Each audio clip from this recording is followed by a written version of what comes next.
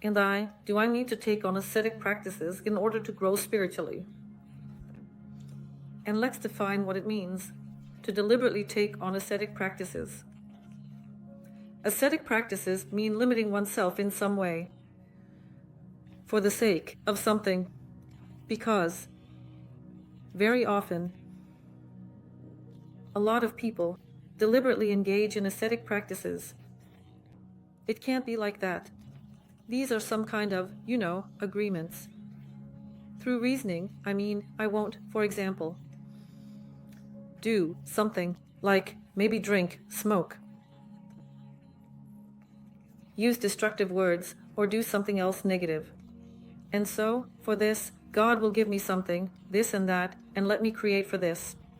So you understand that these austerities are not really austerities. They are some kind of agreements with your ego, and even more.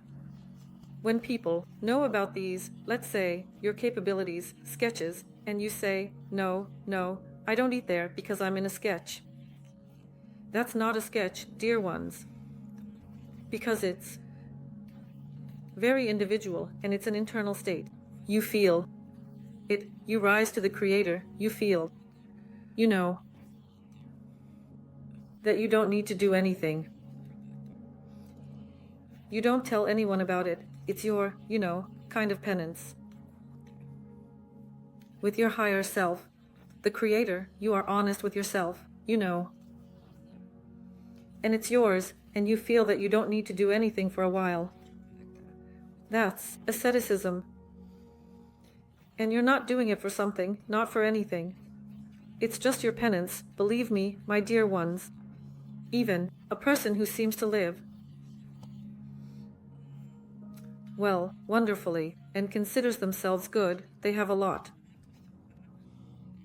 They actually do a lot of negative things, my dear ones. And there is always something to work on. But I'm not a supporter of any special types of asceticism, when it was quite common, and even there, women would tell stories. Once they went, they were told everything there, be in asceticism, abstain from this, from that, from that. That is, they were all assigned a certain type of asceticism. It's a different matter, of course, when it's a master, a guide. Also a guide, like with God, when it comes directly from me.